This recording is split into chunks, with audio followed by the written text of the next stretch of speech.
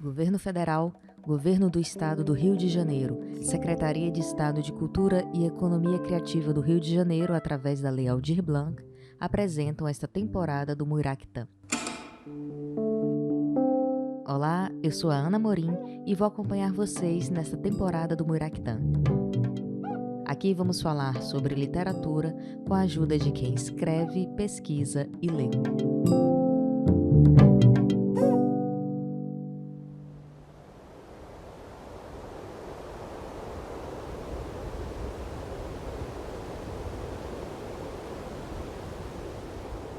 O sertão já foi muita coisa, inclusive coisa alguma. Tudo aquilo desconhecido, virgem, pronto para ser conquistado, um grande descampado vazio, até mesmo uma densa floresta sem gente. Tudo isso pode ser sertão. E eu sei que possivelmente você está discordando de mim, porque sertão não é nada disso, é um lugar que sabemos até mesmo delimitar.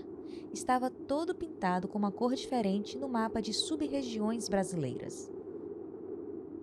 O meu mapa da Bahia era dividido em cores: Zona da Mata, Agreste e aquele tanto de sertão. Talvez fosse mais fácil desfazer essa querela indo na etimologia da palavra e sabendo, assim, um significado menos impreciso. Não dá para sertão ser tudo isso, né? Justamente por isso perguntei para o Matheus de Novaes, que se formou em Geografia na Universidade Federal Fluminense, o que é, afinal, um sertão.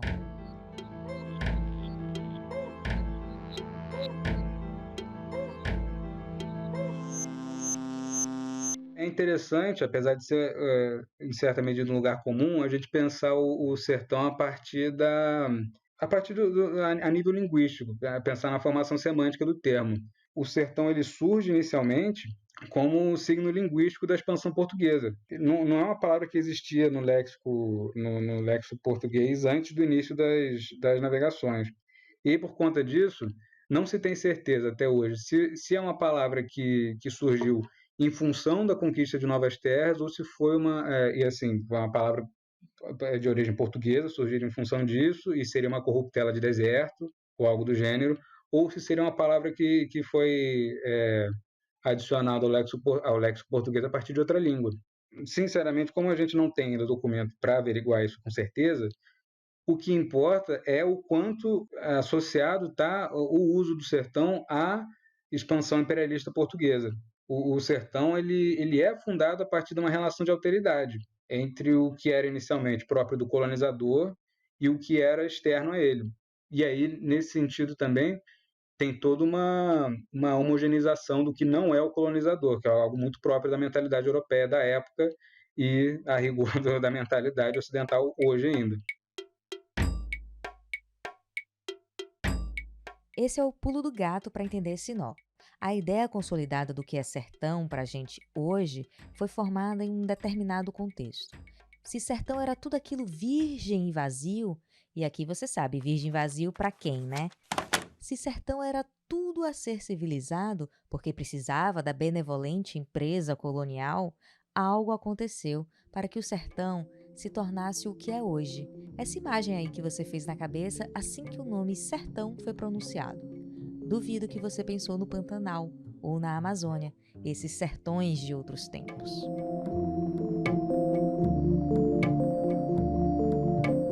Mateus é da geografia e foi tentando entender como o sertão passou a ser uma região administrativa que ele caiu no mestrado de literatura. E aí, algum palpite de que obra o ajudou?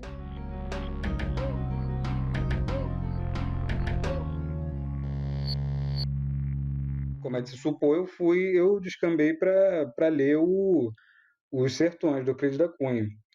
E ali está muito bem delimitado, tá ali exposto de uma maneira maravilhosa, toda essa interseção entre geografia, entre história, entre proposições sociológicas e os estudos mesológicos que ele está fazendo de um conflito que ele tem toda uma carga de sentidos ali que você associa. Hoje a gente associa automaticamente ao sertão, e naquela época, de certa forma, também se associava, mas ele cristalizou isso de uma maneira assim que ninguém jamais tinha feito, e a gente herdou até hoje, a gente segue a nossa concepção de sertão muito demais afetada pelo Euclides da Cunha.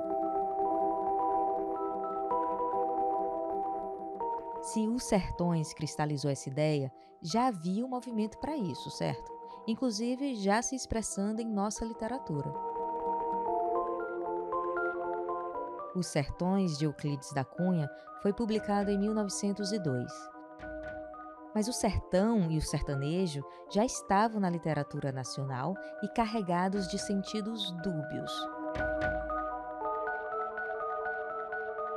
Ele podia ser o sertão, que guardava a mais pura essência brasileira, porque distante do litoral e conservado dos elementos estrangeiros, bem como o sertão palco dos conflitos nacionais e predestinado à carência, ao banditismo e ao sofrimento das secas. O cearense Franklin Távora é um dos escritores que marca essa história do sertão na literatura brasileira. Mais do que trabalhar romances históricos com recorte da região, ele parte também em defesa de uma literatura do norte. Ali nos rincões do norte, ele não fala sertões em momento algum, mas naqueles rincões do norte, nessa realidade rural, bruta e crua, estaria a brasilidade real, em oposição ao sul da corte, que seria estrangeirizado e afetado demais. Ali no Brasil não estaria de forma alguma. Nisso tem muito de uma, não vou dizer de um revanchismo, mas de um certo bairrismo do Távora, que ele não consegue esconder, porque por ser um autor cearense e que se criou em Pernambuco, ele sempre esteve longe dos ciclos de poder. Ele não teve a projeção que ele teria se ele fosse um autor do Sul. E por essa condição de marginalização que ele sentia e que ele continuou sentindo quando ele se mudou para a capital, essa marginalização que ele sentiu, obviamente, influiu na ideia dele de querer valorizar tudo que fosse do norte, tudo que não, as próprias origens dele e o que não era valorizado ali na corte. E esse sentimento dele também era compartilhado em maior ou menor grau por outros autores também de Pernambuco, de toda a região norte, com que ele trocava cartas, que ele elogiava, que ele tentava ajudar na medida do possível.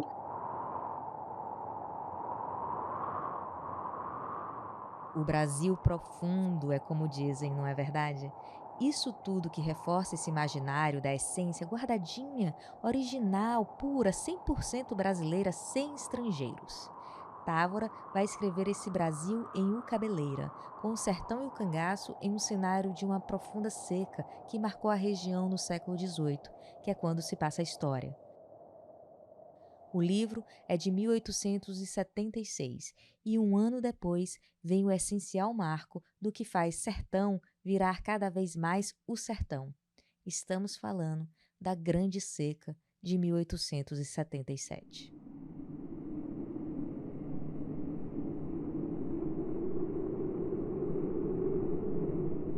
O livro de José do Patrocínio, Os Retirantes, de 1879, apresenta as imagens desta seca, com muita dureza, falando dos cadáveres, da fome, do sol em brasa. Fortaleza tinha, na época dessa seca, cerca de 25 mil habitantes e recebe, como consequência dela, mais de 100 mil retirantes. Imagina o impacto disso. Os números são imprecisos, mas os estudos estimam que morreram 500 mil sertanejos vítimas da fome e da varíola.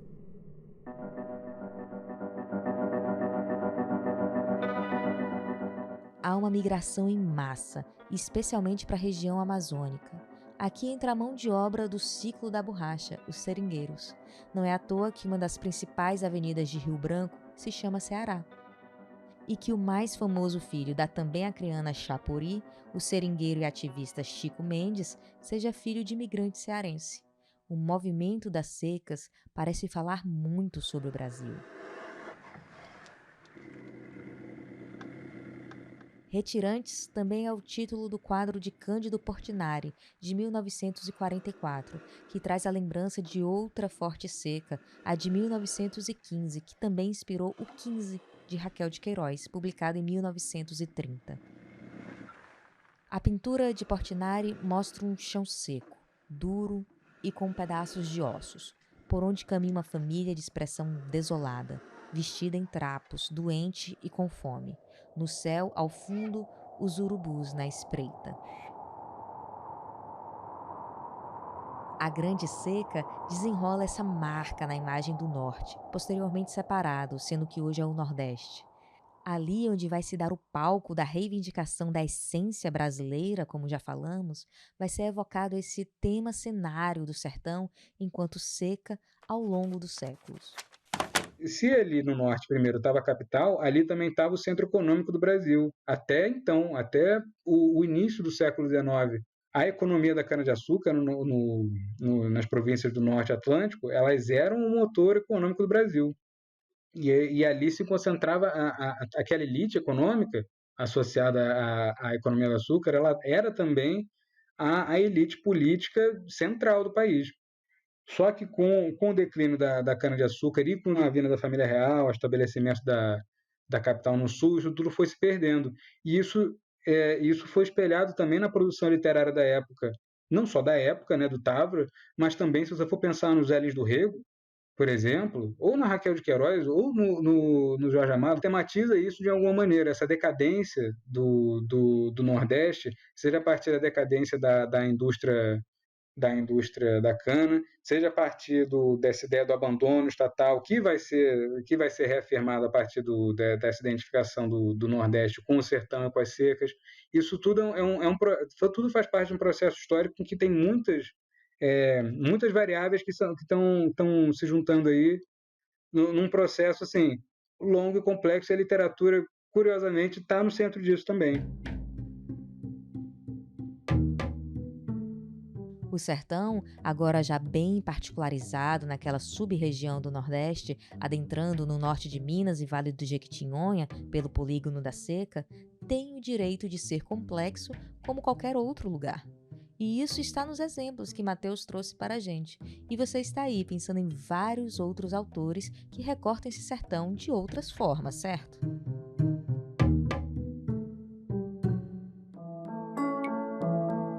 Parece que fomos substituindo as rotinas do romantismo e o Brasil, a brasilidade e a ficção nacional passam a se formar com várias tintas de sertão. Esse complexo sertão, que é seca, fome e penura, por onde anda o menino mais velho, o menino mais novo e baleia em Vidas Secas de Graciliano Ramos. O sertão conflituoso de um país que se descobre nas telas do cinema novo de Glauber Rocha. Aliás, um sertão que deixa de ser um todo e passa a ser uma cidade, que não está no mapa e, portanto, volta a ser o todo, como em Bacurau. O sertão que ri, com o mais popular texto do teatro moderno brasileiro, O Alto da Compadecida, de Ariano Suassuna. O sertão, cantado com carinho e cuidado pela poesia de Catulo da Paixão Cearense e pela voz de Gonzaga. Não há luar como esse do sertão.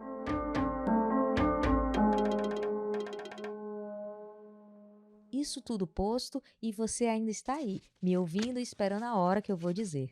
O Grande Sertão Veredas e a explosão da linguagem Guimarães Rosa, não é mesmo?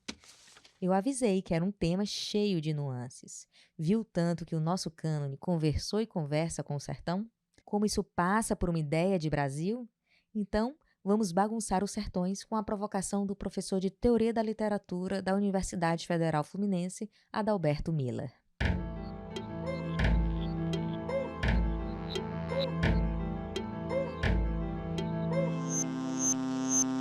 O sertão seria lá onde a gente encontraria a nossa identidade mais verdadeira, né?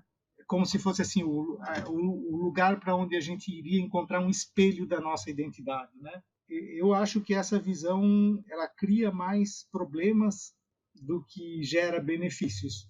É importante que a gente olhe para a nossa identidade, mas é importante que a gente olhe para as nossas fronteiras.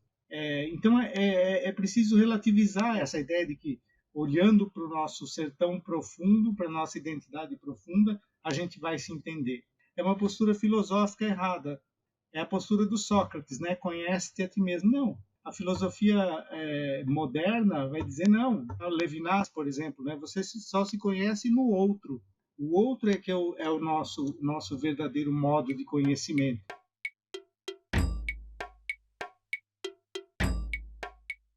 Para Adalberto, o sertão, que foi criando essa crosta de identidade, esse processo de unificar o país, precisaria de outras travessias, de ser provocado por fronteiras.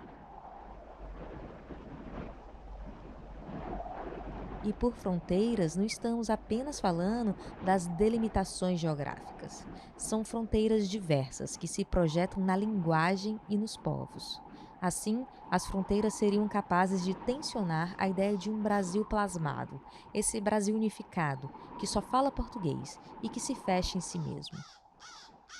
São dois lados de um mesmo corpo, digamos assim. O Brasil é o Brasil do imigrante, ele é o Brasil do escravo, do africano que é trazido à força, ele é vilipendiado, ele é torturado, ele é massacrado. Ele é o Brasil desse outro estrangeiro, do verdadeiro nativo que está aqui, mas depois ele é estrangeirizado cada vez mais.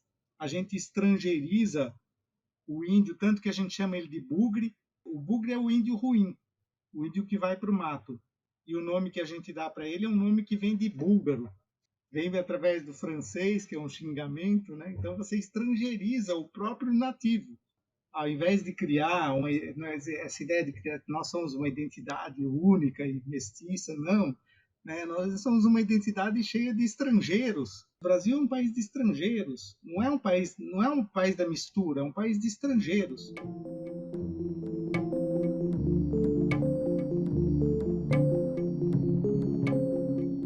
Eu vejo a ideia de fronteiras do professor Adalberto como estressando esse todo sertão construído pelo longo caminho que citamos. Mas essa possibilidade de ser balançado pelas fronteiras pode encontrar exemplos inclusive nas obras que claramente associamos a um sertão ou ao interior rural brasileiro.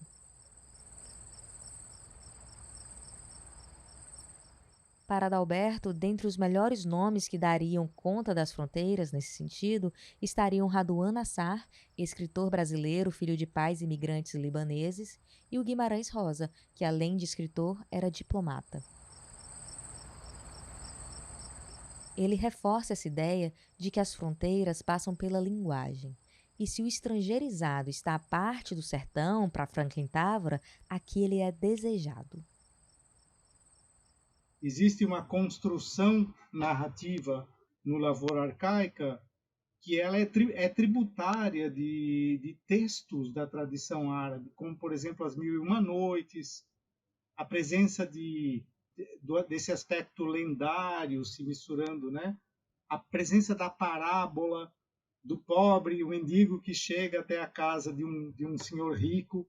É uma parábola e, ao mesmo tempo, é uma espécie de presença de um texto de tradição árabe, como o Das Mil e Uma Noites. Fora isso, tem toda uma construção de vozes.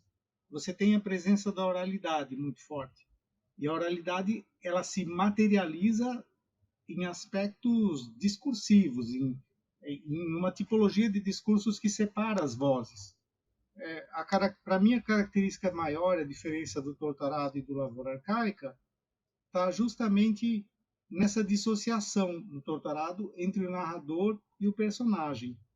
Então, existe no Guimarães Rosa ou no Raduan Nassar, existe esse tensionamento das fronteiras dentro do próprio sertão.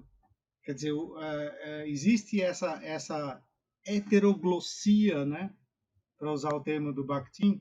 Eu prefiro usar esse termo que os americanos estão usando, que é multilingualism, né? Existe esse multilinguismo.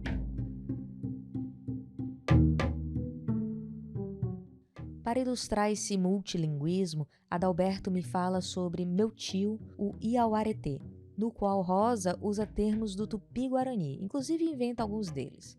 A língua, essa matéria-prima da literatura, é aqui permeada por toda essa ideia de trânsitos e trocas de diferentes maneiras.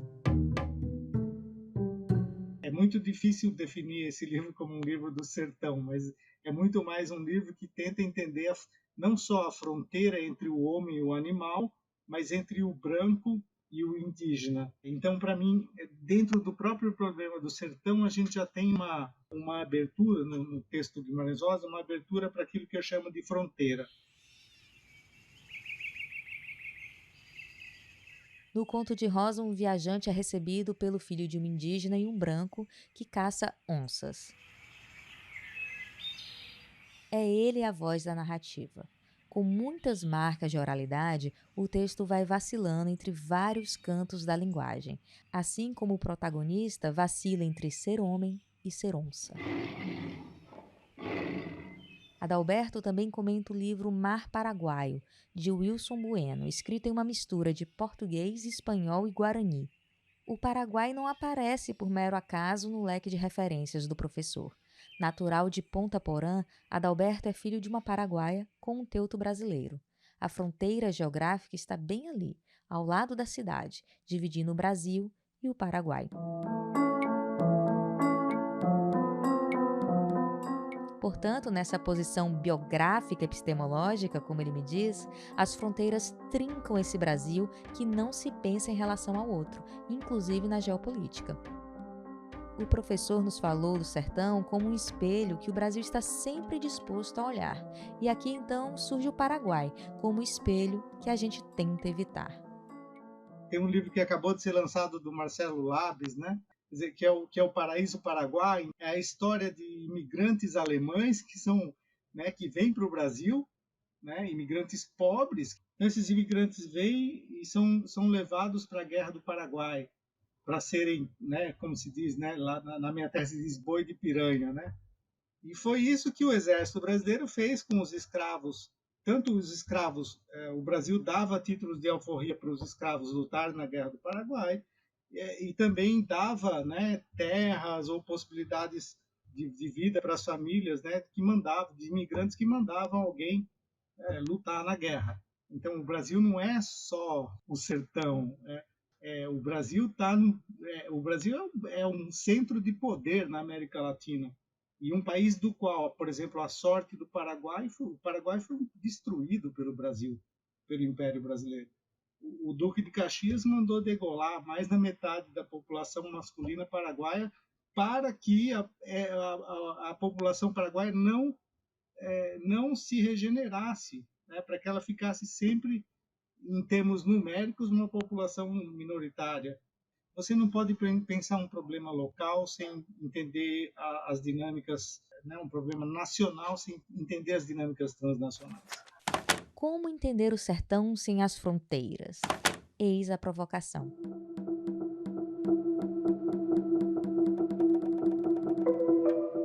Passamos por tantas obras para falar sobre um tema que à primeira vista parece tão óbvio, não é mesmo? Percorremos quantos séculos e o sertão não está de saída. No cinema, a gente já mencionou Bacurau, e na literatura, o mais falado livro brasileiro do momento, Torto Arado, que mostra os quilombos da Chapada Diamantina, é um fenômeno editorial e coleciona os maiores prêmios da literatura. O autor, o baiano Itamar Vieira Júnior, é formado em geografia. E assim a gente caminha para encerrar o episódio, pelos mesmos ladrilhos que começamos. Os mapas, as regiões, os conflitos, as identidades, as culturas, tudo posto e revirado na nossa mesa, tudo com suas fronteiras postas em xeque. Entre sertões e fronteiras, como temas e como linguagens, a gente descobre novas veredas de leitura. Sertões e fronteiras parecem tocar de diferentes modos o nosso imaginário. É olhar para o espelho, descobrir outros e enxergar também através deles. Bom, passeando pelos mares, como fizemos no episódio passado, e pelos sertões, como fizemos agora, o cinema apareceu com muita frequência, não é mesmo? No próximo episódio vamos ser mais interartes. É a hora de falar sobre o teatro e a literatura. Até! Muiraquitã é um projeto idealizado por alunos de graduação, mestrado e doutorado em letras da Universidade Federal Fluminense. Você pode acompanhar o nosso podcast pelo Instagram, @amuiraquitã, assim, no feminino. Assine o feed para nos acompanhar. O roteiro é de Ana Amorim, Frederico Cabala e Luísa Quintão. As composições são de Frederico Cabala, a edição de Helder Gomes Barbosa e a identidade visual de Vitor Godoy.